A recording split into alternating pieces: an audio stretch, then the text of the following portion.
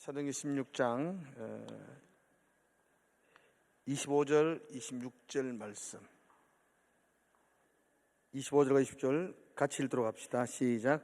한밤중에 바울과 실라가 기도하고 하나님을 찬송하며 제수들이 듣더라. 이에 갑자기 큰 지진이 났어 옥토가 움직이고 문이 곧 다 열리며 모든 사람의 매인 것이 다 벗어진지라. 아멘. 안녕하십니까, 김세희 사모입니다.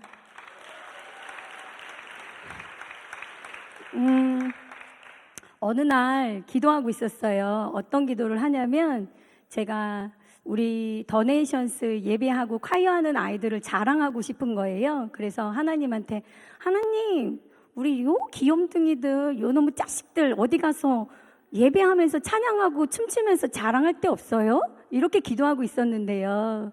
갑자기 난데없이 우리 목사님이, 세일아, 질량절기 가서 우리 노래한다? 이러는 거예요. 어머, 그래요? 어머, 응답 받았네! 이랬더니, 네가 강사야. 그래서 그때는 아, 그래요? 좋아요, 뭐. 근데 나는 거기 노래가 엄청나게 부르고 강사는 조금이죠? 알겠어요? 그리고서 그때는 그냥 와서 같이 예배를 드릴 수 있다는 거에 기뻐가지고 신경을 안 썼어요. 그러다가 점점 제정신이 돌아오는 거예요. 자다 말고, 여보, 내가 강사야? 왜? 아니, 왜? 이랬더니, 아, 몰라, 자! 그러다가, 여보, 내가 어떻게 말할 게 뭐가 있어? 아, 몰라. 그러다가, 여보, 나 뭐 잘해? 야, 너 잘하는 거 있어. 그래서, 뭔데? 울어. 가서, 하고 1시간 울어. 이러는 거에서, 그래? 아, 그럼 가서 1시간 울을까? 그러다가, 내가 뭘 잘하지? 라고 고민을 정말 많이 하다가, 이 사도행전 말씀으로 여러분을 만나 뵙게 되었습니다.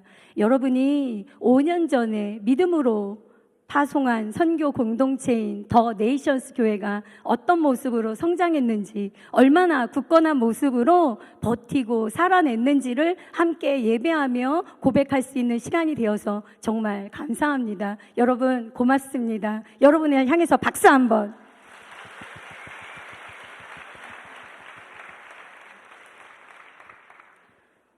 많은 사람들이 저한테 이렇게 물어봐요. 교회가 뭐예요? 그러면 더 네이션스요.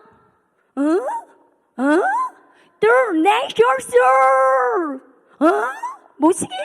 아무도 못 알아들으세요. 더 네이션스라고 그러면요.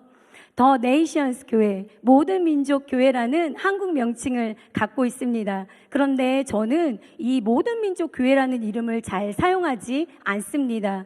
예수님의 생명을 받은 민족들, 예수님의 소유된 민족들, 예수님만을 위하여 살아가는 민족들, His Nations, 정관사 더를 붙여서 The Nations라는 이름을 갖고 있습니다. 바울과 실라는 굉장히 많은 매를 맞고 감옥에 갇히게 되었습니다. 하나님이 보내신 일에 순종한 자에게 일어난 일을 어떻게 보아야 할까요? 그러나 하나님을 따르는 하나님의 사람들에게는, 하나님을 만난 사람들에게는 하나님 안에 있는 반전이 있습니다. 가장 어려운 순간에 예배를 선택하라. 가장 어려운 순간에 예배를 선택하라. 가장 어려운 순간에 예배를 선택하라.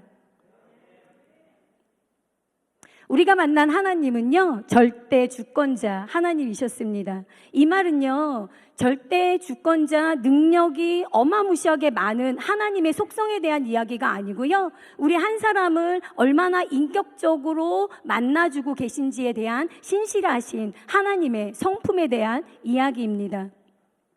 질량제일교회 로비에는요, 제임스 E. 아담스 선교사님을 태동으로 시작한 교회 역사가 있습니다. 그런데 제가 어느 날부터 예전에 우리 월요 화장실 청소팀이었단 말이에요. 그럼 월요일 날 가서 이렇게 쭉 본단 말이에요. 근데 어느 날부터 이렇게 보다가 하나님이 100년 전에 질량제일교회를 이곳에 세우기 전에 하나님은 질량제일교회 DNA 속에 다문화 예배를 집어 넣으셨구나. 100년 후에 이 진량 땅에 외국인이 모든 민족이 들어올 것을 알고 하나님은 진량제일교회 안에 다문화 예배를 준비해 두셨다라는 섭리를 깨닫게 되었습니다. 놀라운 거 아닌가요, 여러분? 엄청 놀라운 걸 깨달은 거예요. 우와, 그래? 그래. 그러고서 제가 월요일마다 가가지고 청소한 척 하면서 이렇게 만져요. 이렇게 만지면서 하나님, DNA 제 거예요. 다문화 예배 DNA 있는 거 아무도 모르죠? 제 거예요. 쾅쾅쾅, 알았다, 세라 너 가져라. 이러면서 제가 다문화 예배를 100년 전에 예배하신 하나님의 섭리가 너무나 놀라워서 가슴속에 품기 시작했습니다. 2015년 10월 어느 날 한 꿈을 꾸게 되었습니다. 꿈속에 나오는 장소는 진량공단 안이었어요. 그리고 그 공단 안에 1층으로 2층으로 된 작은 교회가 세워졌고 저는 2층으로 올라가서 문을 열고 베란다에서 밖을 내다봤는데 밖에 수천 명의 외국인들이 잔뜩 있는 거예요. 그래서 우와 하고 놀래고 있는데 제 옆에서 우와 사모님 이거 누가 주셨어요? 이런 사람이 꿈에 있었어요. 이거요 하나님 아버지가 주셨어요 라는 꿈을 꾸게 되었습니다. 꿈이 범상치 않죠? 그죠? 아들 하나 태어날 것 같은 꿈이죠. 그래서 그것을 마음에 품고 기도하기 시작했습니다. 하나님 이거 무슨 꿈이에요? 이거 저 교회 주시나요? 하나님 저 교회 주시는 거예요? 이렇게 되게 간단한 질문으로 시작했어요. 그러다가 진량 그 작은 도서관 있잖아요. 거기 가가지고 책을 그때 많이 빌려서 봤는데 그때 어떤 신앙서적 가운데 대형 교회에 있던 부목사님이셨는데 그 목사님이 그 교회에서 분리개척하게 된 스토리 그 파트를 읽게 된 거예요. 읽고 나서 그렇구나. 분리개척이구나. 어머 이런 말이 있었어? 이렇게 멋진 게 있었어? 하고 제가 그날 분리개척이라는 단어와 분리개척이 뭔지를 알아버린 거예요. 그래가지고 그날부터 제가 일기에다 쓰기 시작했습니다. 하나님 분리개척 시켜주려고요? 아 그렇구나. 진량제일교회가 다문화 예배를 진량공단 안에 분리개척 시켜주는 게 하나님의 계획인 거죠? 그렇죠?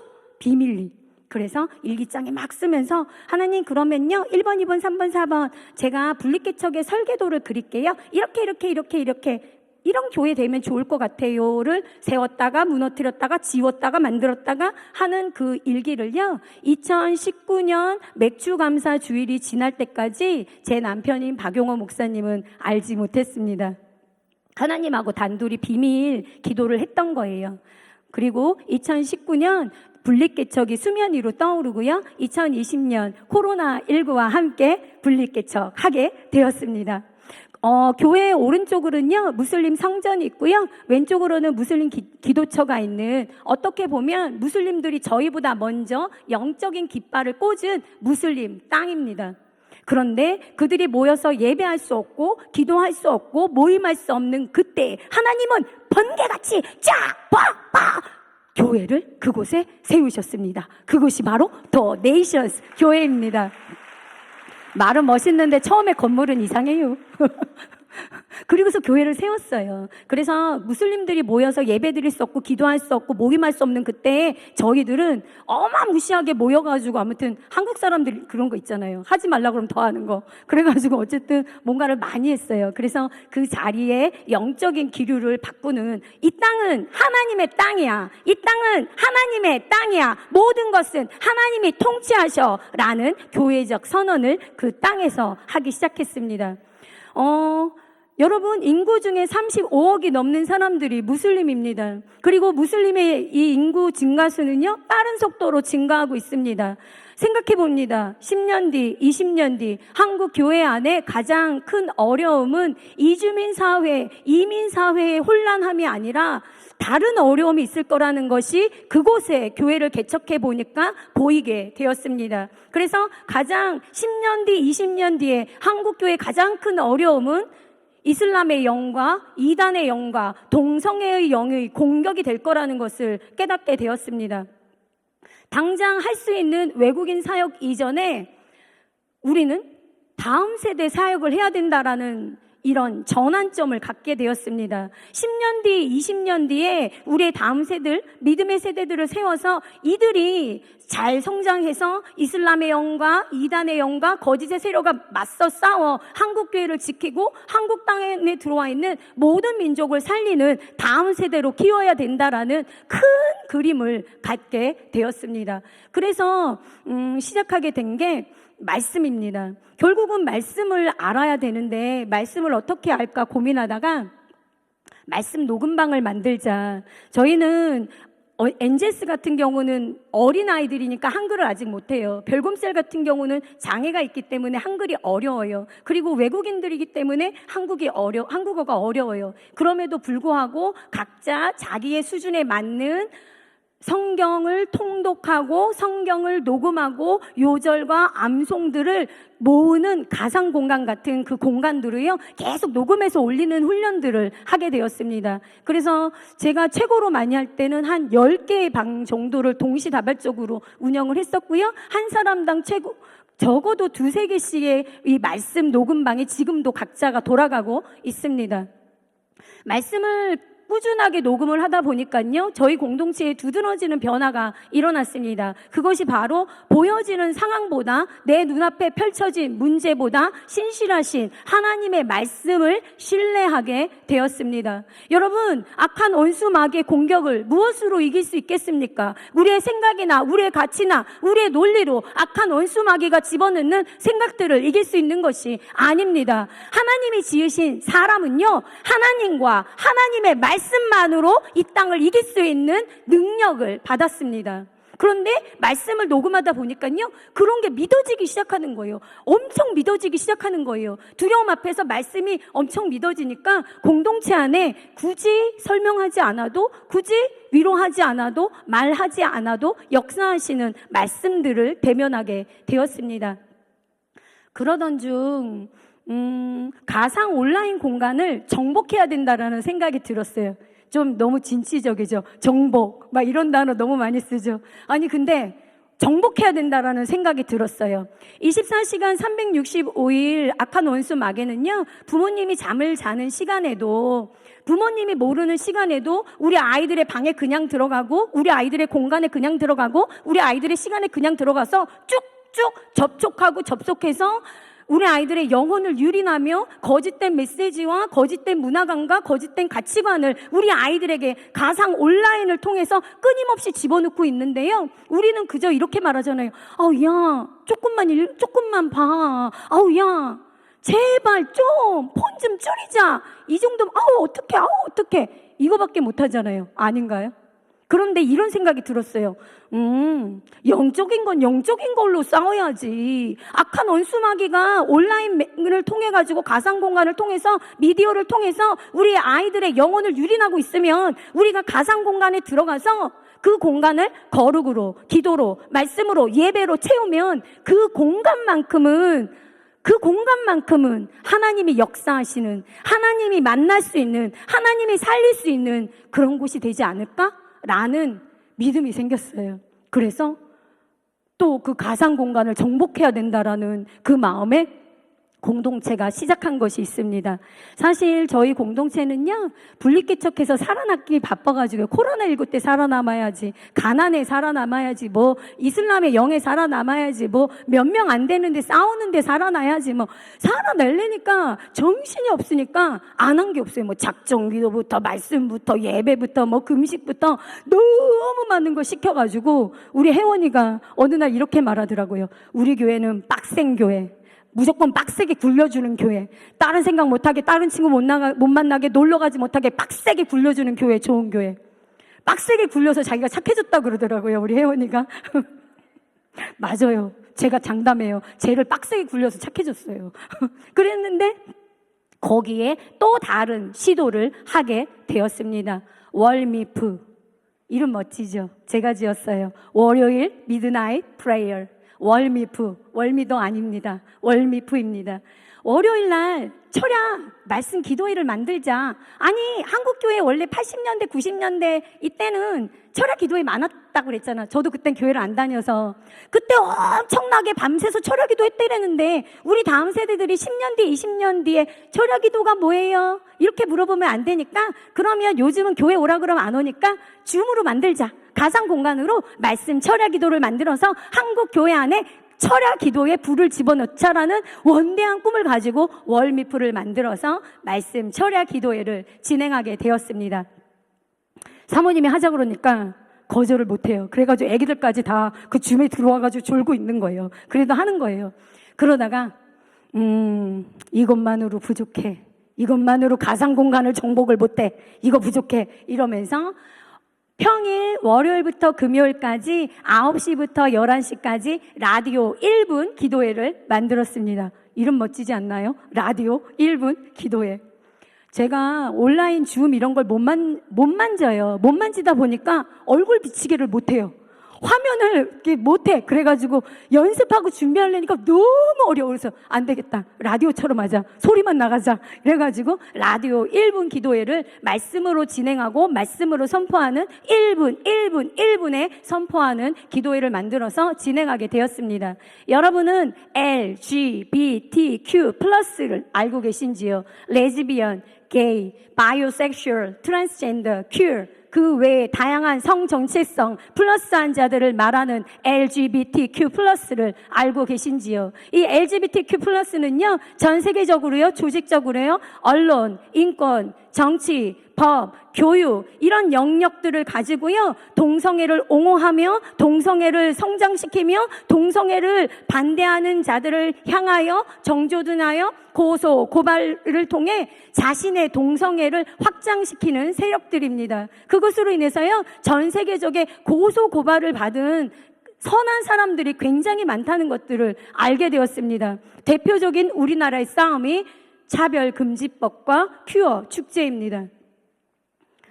여러분 혹시 1월, 2월, 3월, 4월 우리나라 데이트 폭력이 몇 건인 줄 아시나요? 1월, 2월, 3월, 4월 우리나라에 접수된 데이트 폭력 건수 24,000건. 1년으로 하면 10만 건이 넘는 데이트 폭력 건이 접수되고 있는데요. 접수되지 않은 걸 생각하면은요, 아니, 남자 새끼가 여자랑 데이트하면서 여자를 때려? 이 새끼는 또 딴 여자 만날 거 아니야. 또 때려? 엄청난 열받음이 올라왔어요, 그날. 그거를 나누고 기도하는데요, 열이 너무 받는 거예요. 그런데 그게 다른 나라 이야기가 아니라 우리나라의 사건이었습니다. 어떤 나라는 1년에 약 1,000명씩 평균적으로 매년 1,000명씩 크리스찬 여자아이들이 무슬림 남자들에게 납치가 되어서 강간당하고 강제로 결혼을 하고 강제로 개종되는 나라가 있었는데요. 그 나라에서는요, 그게 하면 안 돼, 그러면 안 돼, 그건 나쁜 거야 말하는 자가 없는, 합당한, 타당한 크리스찬이라는 이유만으로 여자아이들이 매년 1,000명씩 납치되고 강간당하고 결혼하고 개종당하는 사건이 있었습니다. 24살, 22살 미국인 젊은 선교사 부부들이 IT에서 선교 활동을 하다가 깽단에 의하여 처참하게 살해된 사건들. 우리는 라디오 1분 기도회를 진행하면서 우리가 알지도 못하는 나라, 우리가 들어보지도 못한 사건들을 접하게 되면서 우리는 모르겠어요. 마음이 너무 답답하고 괴롭고 고통스러워서 울기 시작했어요. 통곡하기 시작했어요. 너무 많이 울었어요. 그 기도회를 하면서 너무 많이 울었어요. 그래서 처음에는 여러분, 이게 그저 우리 공동체가 너무 작은 공동체고 우리 공동체가 너무 연약한 공동체니까 쓰러지지 않게 서로를 지탱해주기 위하여, 서로를 지켜주기 위하여 시작한 우리 기도회가요, 우리 기도회는 생계형 기도회 아세요? 생계형 기도회.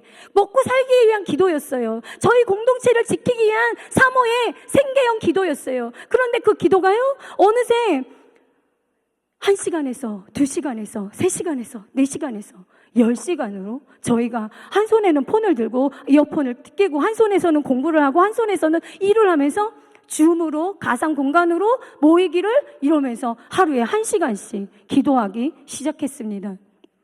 우리의 버려지는 1분을 우리 것이라 여기지 않고 이 1분이면 하나님이 생명을 살릴 수 있다라는 믿음이 생겼습니다. 그 전에는 몰라서 기도하지 못했고 몰라서 알지 못했던 그들을 위해 우리가 혹시라도 1분 기도해주면 그들에게는 다른 인생이 열려지지 않을까라는 소망으로 그 1분을 귀하게 여기며 우리는 하루에 10시간씩 기도하게 되었습니다. 그렇게 기도를 하면서 저희가 가장 심혈을 기울여 기도한 것이 바로 작은교회 연합수련회였습니다. 작은교회 연합수련회는요, 작년 끝나자마자 이번에 시작할 때까지 1년을 기도했고요. 최근 6개월은 1대 29대 300의 법칙을 가지고 기도했습니다. 근로 현장에서 공부하시는 분들은 산업안전재해 제의 1대 29대 300의 법칙은 다 듣는 강의 중에 하나예요. 우리 애진이가요, 진짜 애가 엄청 성공해가지고요, SL이라는 대형 회사에 바리스타잖아요. 근데 제가 3개월에 한 번씩 강의를 들어야 돼요. 산업재해 강의. 그래서 처음에 제가 들었거든요. 애가 못 들어가지고 제가 듣고 예진이가 용돈 주고 그랬어요.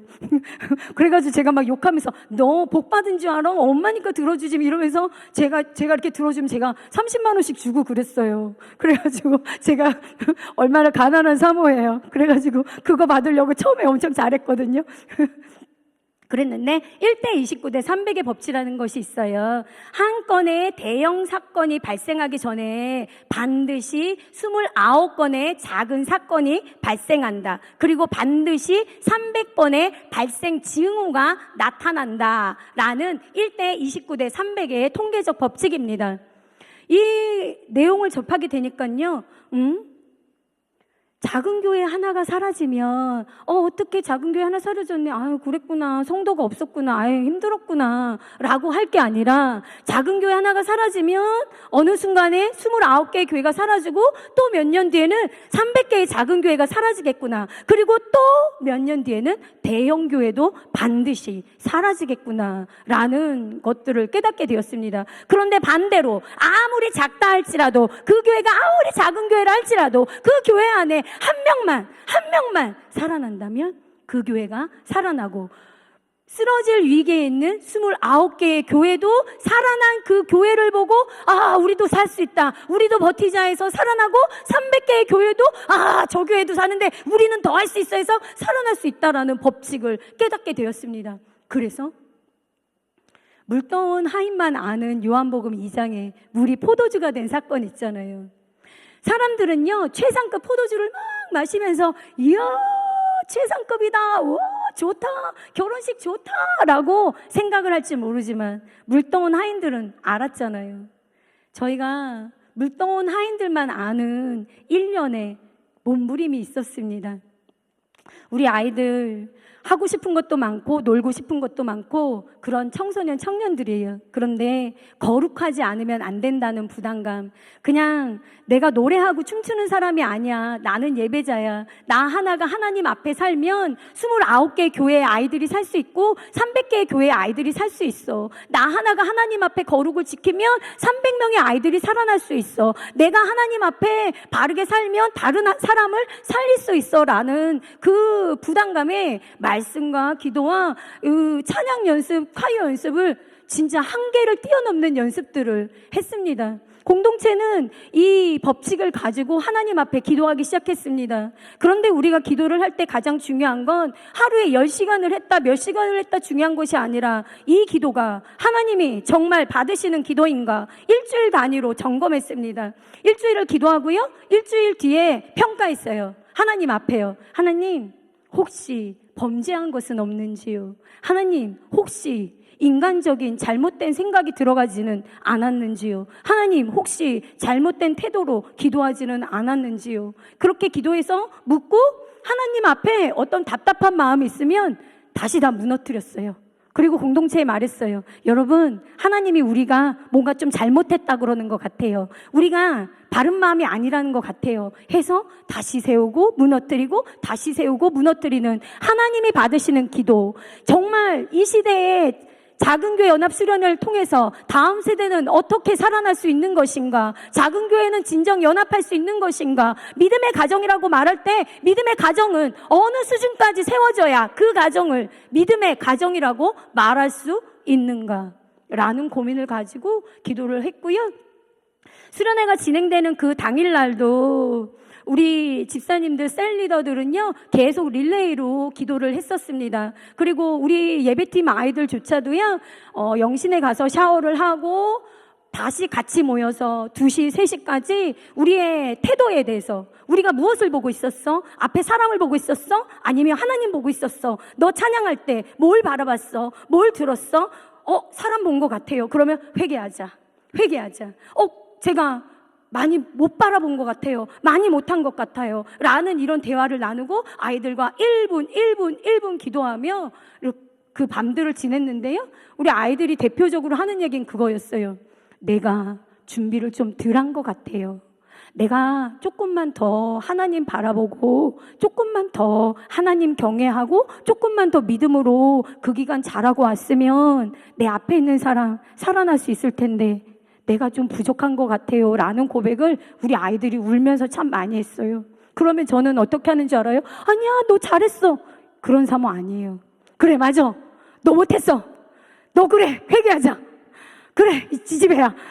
같이 기도하고 회개하고 너 똑바로 해. 앞에 사람 보여 안 보여? 이러면서 막 애들을 괴롭혔어요, 제가. 그리고 잘생긴 애 보면 안 돼. 예쁜 애 보면 안 돼. 걔네들은 나무야. 걔네들은 그런 거 있잖아. 강아지야. 동물이야. 사람이 아니야. 우리는 하나님만 보는 거야. 그래도 애들은 다 보이잖아요, 사실은. 누가 어디가 잘생겼고 어디가 예쁘고 다 보이지만 다 나무들이야. 이러면서 아이들을 세뇌하면서 수련회를 지내게 됐습니다.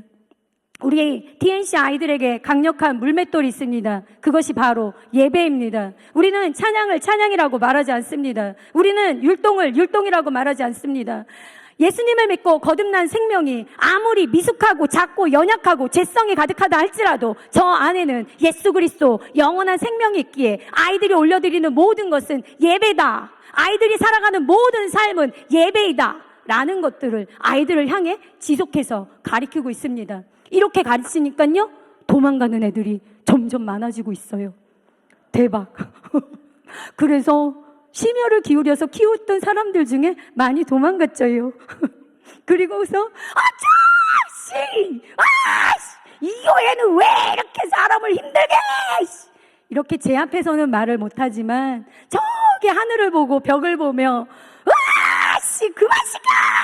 이러는 아이들도 있습니다. 그런데 놀라운 것은 아이들도 엄마도 부모도 하나님 앞에 한 사람의 예배자가 되는 것은 아직 포기하지 않았습니다. 다음 세대를 이렇게 키우다 보니까요, 진심으로 하나 깨닫게 된 것들이 있어요. 그것이 뭐냐면요, 하나님의 본심과 다음 세대의 본심이 똑같다라는 겁니다. 한 아이의 영혼이 어떤 상태이든지, 한 아이가 어떤 죄성을 갖고 있든지 하나님이 그 아이를 향한 마음은 절대 변하지 않았습니다. 그리고 한 아이가 우리가 보기에는 아이고 저게 괴물이지 괴물, 아이고 저게 지금 죽었어 살았어 깼어 저게 지금 좀비야 뭐야 이런 애라 할지라도 그 영혼 깊은 곳에 하나님을 향한 본심이 있다는 것들을 보게 되었습니다. 그 아이의 깊은 감옥과 같은 그곳에 있는 본심은 나도 하나님을 만나보고 싶어요 라는 본심을 갖고 있다는 것을 아이들하고 싸워가면서 욕하면서 미워하다가 엄마나 얘한테 있네? 이런 걸 발견하게 된 거예요. 하나님의 본심과 아이들의 본심이 같은데 본심이 같음에도 불구하고 이들은 서로의 마음이 닿지 않는, 하나님이 아무리 내가 너를 만나고 싶어, 내가 너를 사랑해, 너를 아끼고 있어라고 말해도 들리지 않는, 또 한 영혼이 자기가 어떤 상태인지 모르니까 자기 영혼 깊은 곳에 나는 하나님을 만나고 싶어요 하는 그 마음을 고백할 수 없는 그런 죽어있는 것 같은 상태라는 것들이 너무 답답하게 저에게 오기 시작했습니다. 그래서 이런 생각을 하게 됐어요. 그러면 고백해주자. 하나님의 마음을 고백해주고 이 아이의 마음을 고백해주자 라는 것들을 생각하게 됐어요. 그래서 하나님의 마음을 받기 시작했어요. 그러면서 하나님이 어떤 마음을 주기를 원했는지 제가 받았어요. 참으로 예배받고 싶다. 참으로 찬양받고 싶다. 참으로 만나고 싶다. 참으로 예배하고 싶어요. 참으로 노래하고 싶어요. 참으로 만나고 싶어요. 참으로 예배받고 싶다. 참으로 찬양받고 싶다. 참으로 만나고 싶다. 참으로 만나고 싶어요. 나도 알고 싶어요. 말할 수 없는 그 심장들을 하나님한테 열어주고 싶었습니다. 그래서 우리 공동체가 믿음으로 기도하고 있는 것이 웨이크 예배입니다. 생각합니다. 아이들이 어떤 모습인지. 아이들한테 얘기해주고 싶어요. 야, 너 좀 이상해. 너 좀 특이해. 근데 있잖아, 하나님이 너를 사랑하신대. 하나님이 너를 기뻐하신대. 하나님이 너한테 계획이 있으시대. 헐, 왜 나한테 계획이 있어? 계획이 왜 있거인? 너는 하나님의 뜻이니까. 왜 하나님이 너를 사랑하시냐고? 야, 성경 좀 읽어봐.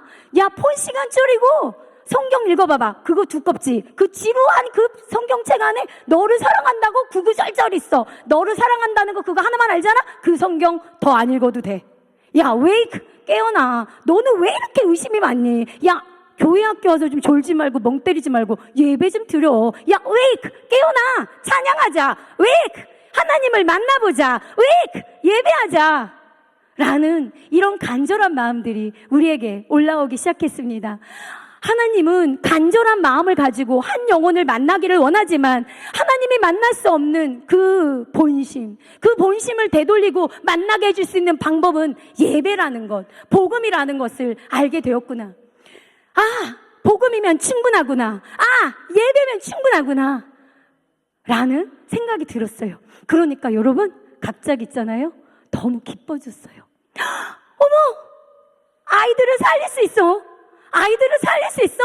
예배면 아이들을 살릴 수 있는 거야? 라는 기대와 함께 저희 공동체는 웨이크 예배를 기도하고 있습니다. 경산 지역 안에 교회가 다르고 얼굴을 모르고 마음이 다르고 수준이 달라도 웨이크 하나님이 너를 사랑하셔. 웨이크 하나님을 한번 만나봐. 웨이크 함께 찬양하자. 웨이크 함께 예배드리자 하는 그런 연합 찬양 말씀 집회를 만들고 싶은 것이 저희 공동체의 다음 세대를 향한 꿈입니다. 함께 기도해 주십시오. 바울과 실라가요 엄청나게 많이 맞았어요. 그들이 많이 맞으면서 그들은 성령 충만하고 믿음이 좋고 괜찮은 사람이니까 야씨 나는 이따가 다 맞고 나서 이따가 하나님을 찬양해야지. 와, 다 맞고 나서 야씨 말씀 읽어야지. 와, 말씀 뭐 이러진 않았을 거 아니에요. 미친 사람이 아닌 이상. 그 사람들도 우리랑 똑같은 사람들이니까 갑자기 매를 맞게 되면 굉장히 당황하고 아프고 힘들고 지쳐서 여러 가지 힘든 생각들이 많이 나왔을 거 아니에요. 그죠? 그런데요. 그 사람들의 그런 모습처럼 엉망진창인 하루를 보낸 분이 있습니다. 그분이 바로 예수님입니다. 테텔레스타이, 다 이루었다. 예수님이 죽기 전에 당신의 힘으로 말할 수 있는 10초가 남았을 때 하신 말씀, 테텔레스타이, 다 이루었다. 왜 이런 말씀을 하셨을까요? 중요한 말씀이니까 마지막에 하신 거 아닐까요? 다 이루었다. 복음이면 충분합니다. 예배면 충분합니다. 하나님이면 충분합니다. 라고 말을 하면 많은 사람들이 에이 그건 아니지 뭘. 아유 난 그렇게 말하는 사람들은 진짜 싫더라. 수치감, 정죄감, 비난감. 그렇게 말하는 사람들은 무책임한 그리스도인. 그렇게 말한 사람은 광신도. 그렇게 말하는 사람들은 세상 물정 모르는 사람이라는 그런 평가를 들을 때가 꽤 있습니다. 그러나 복음이면 충분합니다 라고 주님께서 선언하신 테텔레스타이 당시 사람들의 눈에 보기에는 엉망진창이고 이해가 되지 않는 사건이었습니다. 예수님의 십자가는 당시의 모든 그 사건을 바라보는 눈에는 엉망진창, 이해가 되지 않는 그런 사건이었습니다. 그러나 십자가는 하나님의 완전하고 완벽한 구원의 계획이었습니다. 바울과 실라의 이 고난도요, 어떻게 보면 엉망진창인 사건인 것 같습니다.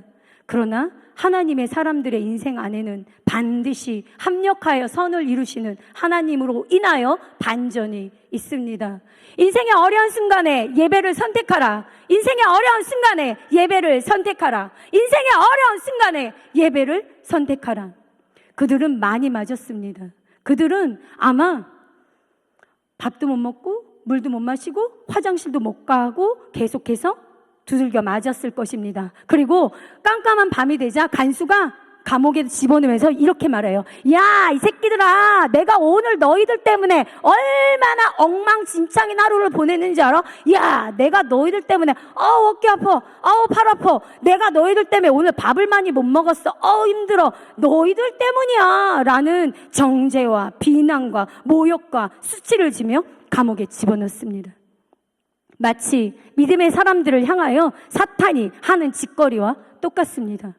그런데요, 바울과 실라가 그 상처를 부정하는 것이 아니라요, 제가 말했잖아요. 그들도 성령이 충만해가지고 이따가 찬양해야지 이러지는 않았을 거라고요. 그들 마음에도 섭섭함도 있고 이건 왜 이런 거야, 왜 이렇게 엉망진창인 거야 라는 고통도 있지만 그들이 그 고통을 외면하지 않고 그 고통 안으로, 상처 안으로 더 깊이 들어갑니다. 한밤중에 찬양을 하기 시작한 것입니다. 생각해 봅니다, 여러분. 바울과 실라가 그 밤에 드렸던 찬양은 어떤 찬양이었을까요? 우 하면서 엄청나게 화려하고 웅장하고 멋진 그런 찬양이었을까요? 아니면 자기조차 아직 정리가 안 됐어. 정리가 안 돼서 내 속에서는 좋은 말도 안 나올 것 같고 나쁜 말도 안 나올 것 같고 뭔 말도 못할 것 같고 뭐 찬양을 하지만 설명할 수 없는 뒤섞인 감정들, 마치 김치가 막 섞여가지고 고춧가루랑 막 범벅돼가지고 설명할 수 없는 그 감정. 그런데 그들이 그것을 부정하는 것이 아니라 그 상처 안으로 들어가며 한밤중에 하나님께 찬양을 합니다. 이것이 찬양 아닐까요, 여러분? 완전하기 때문에 하는 것이 아니라 이해가 되지 않고 뒤섞였고 고통스럽고 표현할 수 없지만 그래도 내가 당신을 신뢰합니다. 그래도 내가 당신을 사랑합니다. 내 이 고통보다 당신을 의지합니다라는 그 마음이 그들에게 있었겠지요. 저는 그게 그들의 가장 아름다운 찬양이었다라고 생각을 합니다. 우리 더 네이션스 교회에는요, 교회 안에 또 다른 교회가 하나 더 있습니다. 그것이 바로 애월연허입니다. 애월연허는요, 선교적 교회의 부르심의 또 다른 모습입니다. 그런데요, 애월연허가요, 장사의 미수, 경영의 미수, 그 다음에 재정의 어려움, 관계, 건강 등의 위기로요, 쓰러질 위기를 정말 많이 겪었습니다. 그럼에도 불구하고 이들이 복음 안에서 한밤중에 찬양을 멈추지 않았습니다. 저는 다음 세대를 위해서요, 수많은 기도를 심었어요. 그런데요, 여러분, 제가 오늘 여러분들한테 와서 제가 한 거, 자랑한 거 한 개도 없어요. 잘 생각해 보세요. 우리가 다음 세대를 위해서 기도를 많이 심었지만 그렇다고 그게 자랑할 일은 아니잖아요. 누구나도 사랑하는 사람을 위해서는 기도하지 않나요? 시키지 않아도 기도하지 않나요? 어떤 종교라도 기도를 많이 하는 건 모든 종교에 당연한 거 아닌가요? 그런데 내가 뭐 우리 다음 세대를 위해서 기도를 많이 했어, 그게 꼭 자랑할 일인가요? 여러분, 질문하고 싶습니다. 혹시 여러분들 중에 나는 우리 아들, 딸을 위해서 기도를 너무 많이 했어, 그래서 우리 아이들 잘 될 거야. 나는 우리 엄마 아빠가 나를 위해서 기도를 너무 많이 해주셔서 나는 괜찮을 거야 라는 안정감을 그 기도에 갖고 있는 분들이 있다라면 점검하십시오. 나의 기도가, 부모의 기도가, 교회의 기도가 복음적 기도인지, 하나님이 받으시는, 하나님이 한 영혼을 향한 복음이 살아있는 기도인지를 점검하십시오. 우리는 아이들에게 수많은 기도를 심었습니다. 근데 아까 말했잖아요. 일주일 단위로 점검했다고요. 일주일 단위로 하나님 앞에 회개했다고 그랬잖아요. 뭘 회개했냐면 여전히 아이들이 우상인 거죠. 모리아 제단에 못 바치는 거죠. 바치면 난리 날 것 같은 거죠. 우리 아이들 그냥 인생 망칠 것 같은 거죠. 그러니까 내가 여전히 하는 기도는 우리 아이들의 복. 그저 상처받지 않고 그저 그냥 잘 되는 그런 기도.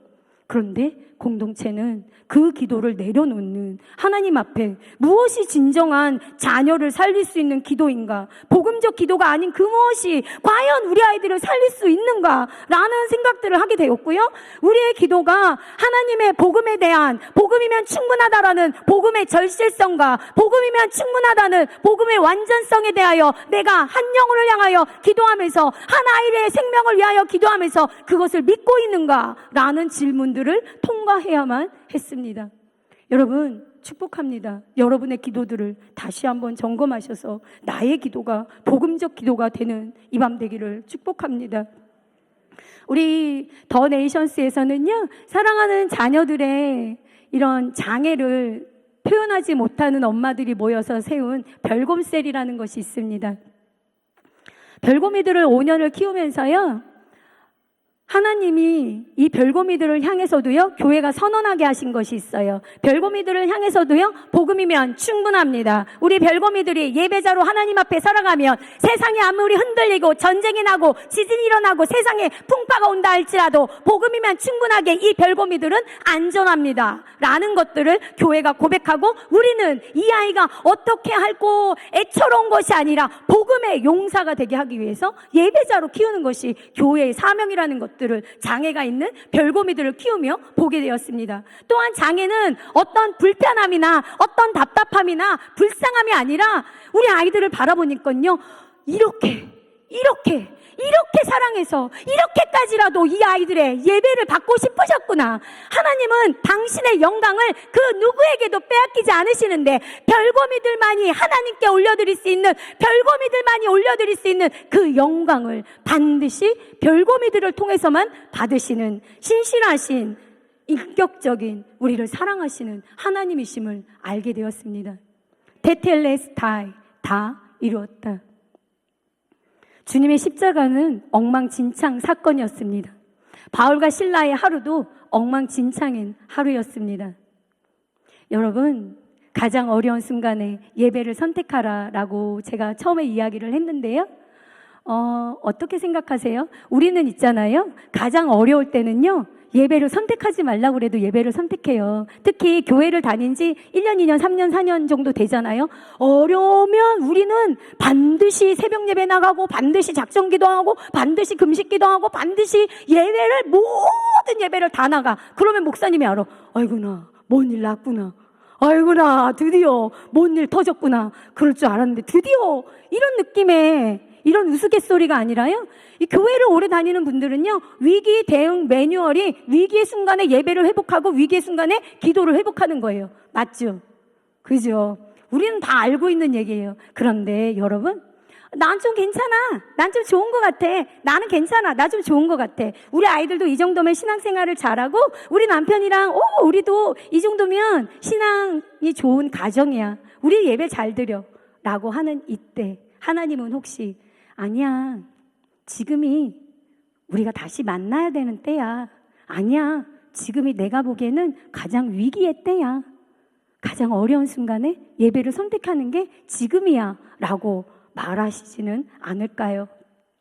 저는요, 다 아시다시피 남편 사랑하는 티를 엄청 많이 내거든요. 제가 남편하고 하나님한테 얘기할 때는요, 콧소리로 얘기해요. 어쩌쩌요 이렇게. 근데요, 남편 사랑하는 티를 엄청 많이 내거든요.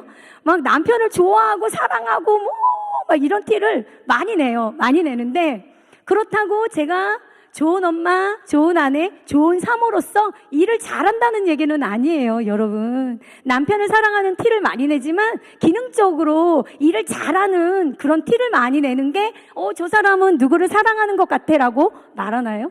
아니죠. 그 사람은 그냥 그걸 잘하는 거지, 사랑하는 거 티가 나는 건 감정적인 이야기잖아요. 그래서 남편이 딱 집에 들어왔을 때요, 눈하고 눈을 마주치지 않아. 아니면 뭐 여보 이러면 이렇게 뭐 얼굴을 안 봐. 뭐 이렇게 뭐 이렇게 좀 듣는 척을 안 해. 그러면 하루에 24시간 1분이라도 아니 5분이라도 나와 마음과 마음이 와 닿았는가? 나와 눈길이 마주 갔는가? 1분이라도 아 그래 너 마음 알아? 너 상태 그렇구나를 깨달았는가? 서로의 상태가 어떤지 감정적으로 말은 안 했지만 서로 알고 있다라는 인식을 받았는가? 이런 것들을 매일 체크해요. 그리고서 안 되면 참아요. 하루, 이틀, 3일까지는 안 참아요. 그래서 3일 되면 우리 남편은 이제 저한테 끌려가서 혼나는데 왜 혼나는지 몰라. 자기는 왜 혼나는지 모르는데 일단 저는 이제 막 매들리고 눈을 마주쳤어야지. 그때 내가 말할 때 이렇게 리액션을 했어야지 이러면서 저한테 혼나서 또 노력을 해요. 그러다 다시 저한테 막 밥을 해줘요. 그러면 제가 이렇게 밥을 먹다가 이렇게 말해요. 내가 돼지야? 맨날 밥 먹이게? 나도 밥 먹을 줄 알아! 이렇게 얘기를 해요. 그런데 여러분 하나님도 그러세요. 하나님도 그러세요. 하나님은 그러지 않으실까요? 제가 사모다 보니까요, 일 잘하고, 기도 잘하고, 말씀 뭐 많이 알고, 누구보다 헌신하는 거는 솔직히 남부럽지 않게 제가 하고 있는 것 같아요. 그런데 그걸 막 하나님 앞에 내세우려고 그러면요, 하나님은 저한테 이런 마음 주세요. 나는 그런 거 싫어. 나 그런 거 싫어. 나 그것 때문에 너 사모로 부른 거 아니야. 나는 네가 나랑 사랑하는 관계면 좋겠어요. 라는 마음을 많이 주세요. 그런데 위기의 순간에 예배를 선택하라. 위기의 순간에 예배를 선택하라. 여러분, 하나님과 가깝다고 느낀다라면요, 조금 더 친밀한 안으로 들어오시면 좋겠고요. 나는 하나님과 1분이라는 시간의 교제가 없는 것 같네. 하나님을 1분이라도 잘 안 바라보는 것 같네. 라는 마음이 있다라면 하나님과 인격적인 교제 안에 들어오면 좋겠습니다. 하나님은요, 우리 공동체에요, 지호를 통해 찬양을 주셨어요. 제가 한 번만 불러볼게요. 나는 오늘도 걸어가는 이 길에 낙심되고 때론 넘어져도 나의 하나님 그분의 부르심 앞에 다시 주를 바라